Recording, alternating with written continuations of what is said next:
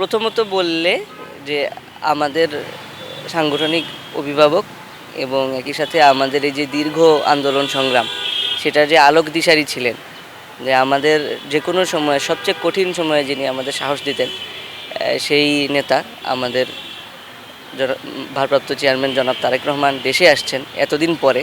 সেই বিষয়ে আসলে আমাদের সত্যিই আসলে আমাদের আনন্দের কোনো সীমা নাই।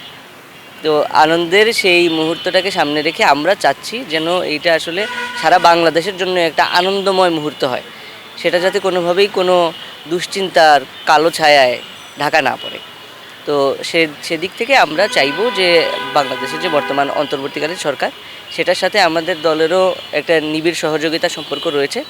তারা যেন আমাদের নেতার এই যে স্বদেশ প্রত্যাবর্তন, সেটাকে সর্বোচ্চ পরিমাণ ফ্যাসিলিটেট করতে ওনারা সহযোগিতা করেন। এবং আমাদের দলের পক্ষ থেকে এবং আমরা যারা সহযোগী সংগঠন আছি বাংলাদেশ জাতীয়তাবাদী দলের, আমরা বাংলাদেশ জাতীয়তাবাদী ছাত্রদল সহ আমাদের প্রত্যেকটা নেতাকর্মী সর্বোচ্চ আন্তরিকতার সাথে এবং সর্বোচ্চ শৃঙ্খলার সাথে আমরা চেষ্টা করব যেন তার এই স্বদেশ প্রত্যাবর্তনের বিষয়টা অত্যন্ত সুন্দর ও সুশৃঙ্খল হয়। আর বাদ বাকি যে আসে যে ওই যে আপনার নাশকতার সম্ভাবনা কিংবা যে কোনো কিছু ঘটা, আসলে দেখেন বাংলাদেশ এমন একটা দেশ, এখানে আপনি আমি যে এখানে দাঁড়িয়ে কথা বলছি আমাদের সাথে যে কিছু ঘটে যাবে না সেটার কোনো গ্যারান্টি কিন্তু আমরা দিতে পারি না। আপনি শুরুতেই ওসমান হাদির কথা বললেন, হাদি ভাই কিন্তু ওনারও সাক্ষাৎকারে এরকম সাক্ষাৎকার উনি বলেছেন যে এ দেশে রাজনীতি করতে গেলে ওভাবে নিরাপত্তার কথা প্রতি মুহূর্তে চিন্তা করে আসলে করা যায় না।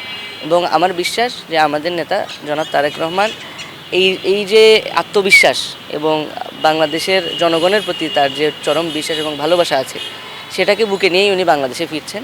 এবং উনি আশা করেন যে বাংলাদেশ একটা শান্তি শৃঙ্খলার পথে যে ফিরিয়ে নিয়ে যাওয়ার এবং গণতন্ত্রের পথে ফিরিয়ে নিয়ে যাওয়ার যে যাত্রা উনি এই দীর্ঘ সংগ্রামের মাধ্যমে শুরু করে দিয়েছেন, সেটা শেষ করা পর্যন্ত ওনাকে বাংলাদেশের সকল জনগণ, সকল নাগরিক ওনাকে সহযোগিতা করবে। কোনো ধরনের রিস্ক মাথায় নিয়ে আসলে উনি আসছেন বলে আমার মনে হচ্ছে না, এবং আমরাও আসলে ওটাকে প্রাধান্য দিতে চাচ্ছি না। হ্যাঁ, সেদিক থেকে কথা বললে আসলে অনেক কিছুই বলা যায়। যেমন ধরুন যে এই যে শরীফ ওসমান হাদি হত্যাকাণ্ডের পরে এবং বিশেষত তার মৃত্যুটা ঘোষিত হওয়ার পরে আমরা যে বিশৃঙ্খলা দেখতে পেলাম, সেখানে আসলে আমি আইনশৃঙ্খলা বাহিনীর যথেষ্ট গাফিলতি দেখতে পাই। বিশেষত যে এলাকায় যে গণমাধ্যমের যে 2টা ভবন ওরা পুড়িয়ে এবং লুটপাট করে করলো এই যে ধ্বংসবাদী নৈরাজ্যবাদীরা, সেক্ষেত্রে আসলে পুলিশ এবং অন্যান্য যে আইনশৃঙ্খলা বাহিনীর যে ভূমিকা, সেটা অত্যন্ত প্রশ্নবিদ্ধ। এবং সে জায়গা থেকে আমি মনে করি বর্তমান যে অন্তর্বর্তীকালীন সরকার, তার এইসব বিষয়ে জবাবদিহিতা পরিষ্কার করা উচিত যে সেদিন কী ঘটেছিল এবং কী কারণে এই যে অবাধে একটা মব সৃষ্টি হওয়ার সুযোগ পেল, সেটা ঠেকানোর দায়িত্বটা এই সরকারের ছিল। তো সেই সরকার কেন ব্যর্থ হলো, এবং তাদের এই যে গোয়েন্দা তথ্য বলুন আর এই যে আইনশৃঙ্খলা বাহিনীর যে অ্যাকশন বলুন, সেক্ষেত্রে কোনো ঘাটতি থেকে থাকলে সেটা জনগণের সামনে পরিষ্কার করে দেওয়ার জন্য আমি আহ্বান জানাই বাংলাদেশের বর্তমান অন্তর্বর্তীকালীন সরকারকে।